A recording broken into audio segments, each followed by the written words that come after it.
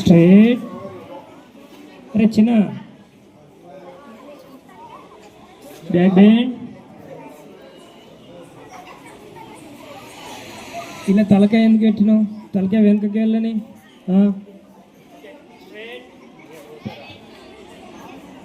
అందరూ ఒకటేసారి చేయండి. స్ట్రైట్గా ఉండండి. రెండు చేతులు ఇలా పెట్టుకోండి. రై ఎవరు ఒక్కరు చేయకపోయినా నేను వచ్చి కొడతాను. ఓకే, అర్థమవుతుందా? మమ్మీకి పోయి డాడీకి పోయి చెప్పాలి. అర్థమవుతుందా? రై left right straight back bend.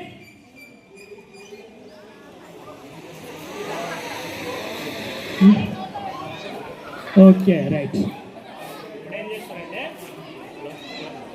Okay